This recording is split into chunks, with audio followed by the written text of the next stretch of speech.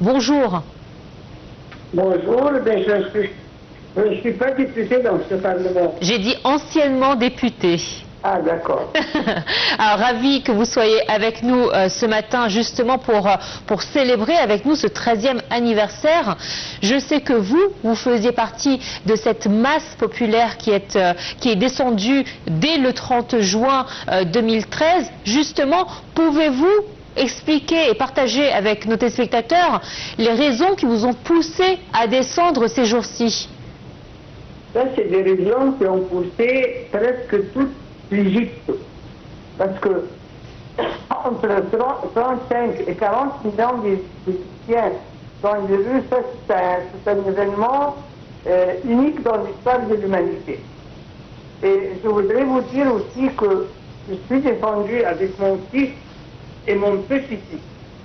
Donc c'était 3 générations et 3 figures d'âge différents, et c'est ce que j'ai trouvé. Donc c'était une unanimité d'Égyptiens de descendre et de défendre la patrie qui était vraiment menacée.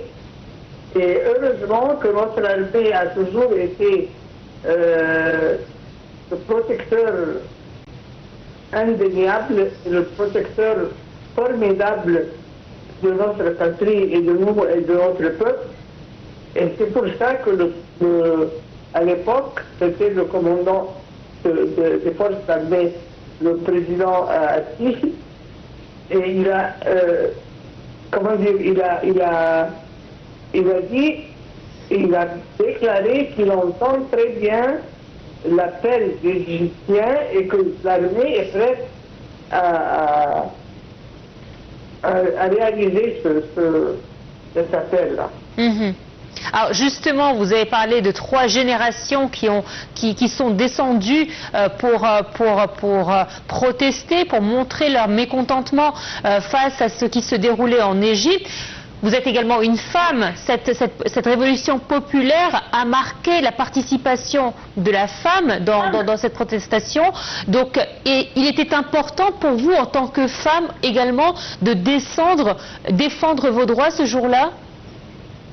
Pas seulement moi, mais moi je dis que les femmes égyptiennes sont des femmes vraiment honorables et formidables, parce que toute la jeunesse qui était dans les rues ont été élevées par les femmes égyptiennes. C'est la femme qui a initié ses enfants à aimer le pays, à refuser les dégâts qui ont été effectués par les frères musulmans, entre parenthèses musulmans, parce qu'ils ne sont pas musulmans. Alors, je voudrais qu'on se rappelle ensemble de cette période-là. C'est vrai que on se rappelle que le 30 juin, effectivement, il y a eu un appel à se regrouper ce jour-là pour contester le pouvoir qui était en place, un pouvoir qui disait ouvertement qu'il allait durer pendant plus de 300 ans, et qui menaçait également les populations qui allaient descendre. Les Égyptiens en sont néanmoins descendus le 30, puis le 1er, puis le 2, et le 3, nous avons été surpris par ce discours annoncé par les forces armées. Vous, comment vous avez vécu ce discours-là, justement, celui du 3 juillet 2013? Moi, je me considère comme la fille de l'armée. Parce que notre armée a toujours été vraiment digne de notre honneur, de notre conscience, de tout ce qu'on peut trouver de noblesse dans n'importe quelle institution. Et là, notre armée a entendu et a senti à quel besoin nous étions fermes et décidé jusqu'à même contre la vie, on était prêt à perdre notre vie, et ils ont écouté, ils ont obéi, et ils ont satisfait en réalisant ce que nous avons demandé. Mais moi, je veux dire quelque chose de très important, à mon avis, dans le 30 juin. Le 30 juin, c'était quand on se souvient que Morsi et sa bande ont essayé de diviser les Égyptiens. Effectivement. Entre chrétiens, musulmans, entre chiites et sunnites. Et le regroupement des millions d'Égyptiens dans les rues a été l'arme la plus efficace pour démentir et comment dire, et répondre à ceci que leurs efforts néfastes n'ont pas réussi n'ont pas réussi. C'est-à-dire que nous étions, ils ont été surpris et ils ont été aussi, comment dire,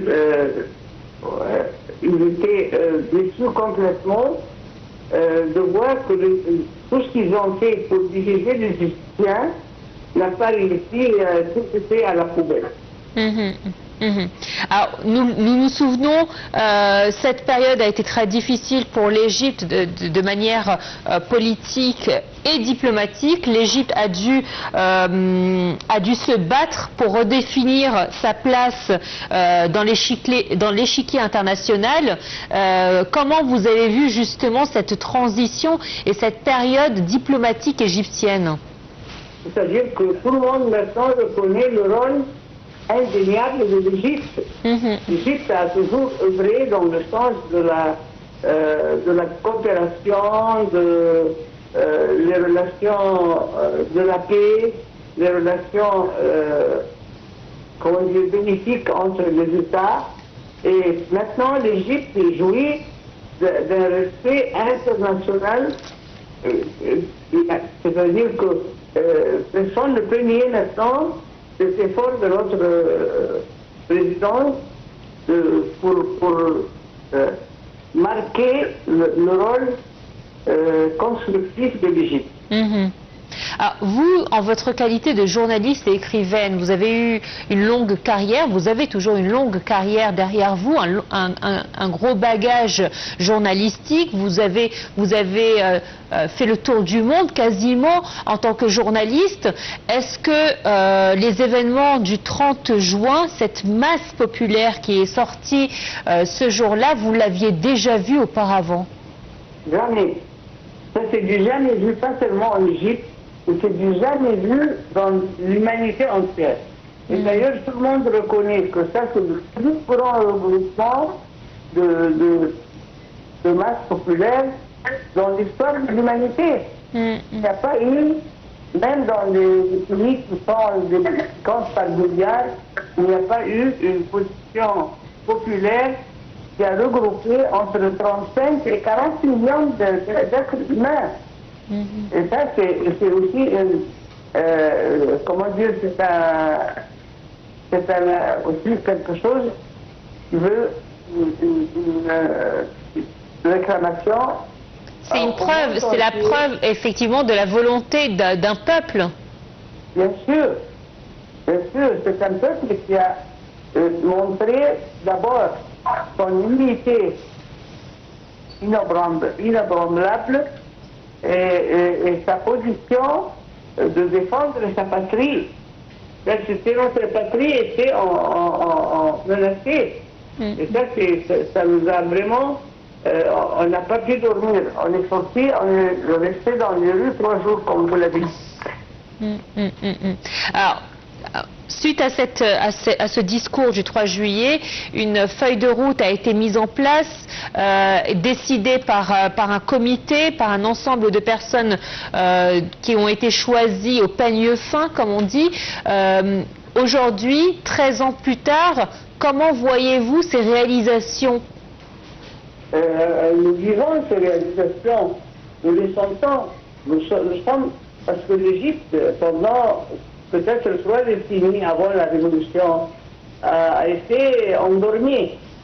Et là, on a vu que le pays s'est réveillé et on a une direction politique formidable qui n'arrête pas de réaliser des projets très importants pour notre pays dans tous les domaines, dans le domaine de l'industrie, c'est-à-dire de tout. On voit les routes, par exemple, qui ont changé. Effectivement, aujourd'hui, quand vous dites, vous dites quelque chose de très juste, les routes aujourd'hui, lorsqu'elles ont été construites, des axes routiers qui ont été construits en un temps record, effectivement, le président Sisi le disait toujours qu'il y a une course contre la montre qui a été déployée depuis son premier mandat, et aujourd'hui tout se relie, puisque lorsque l'Égypte a essayé de redéfinir sa position diplomatique au sein de l'échiquier international, c'était aussi pour attirer des investissements qui ont permis de faire des entrées d'argent dans le pays et pouvoir réaliser ses projets nationaux. Et de créer aussi des métiers et du travail pour la jeunesse. Effectivement. Il ne faut pas oublier aussi l'agriculture. Comment on est maintenant, on a 8 millions de fédans, de kilomètres carrés, je crois. C'est-à-dire on a triplé la superficie de l'agriculture, des terres agricoles. Et là, c'est très important parce que vous savez, le président Nasser avait dit celui qui n'a pas les moyens de sa nourriture quotidienne ne peut pas être capable de défendre la patrie. Et là, nous sommes dans la voie du tout. Vous voyez, par exemple, que maintenant, il n'y a plus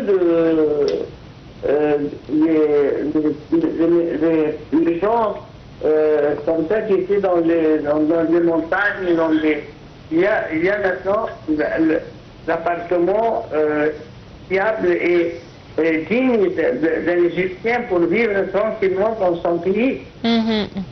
Madame Farida Choubachi, c'était un plaisir de vous avoir ce matin dans notre programme Bonjour l'Égypte. Très bon 3 juillet à vous et à très vite, j'espère. Une courte pause, on se retrouve tout de suite après.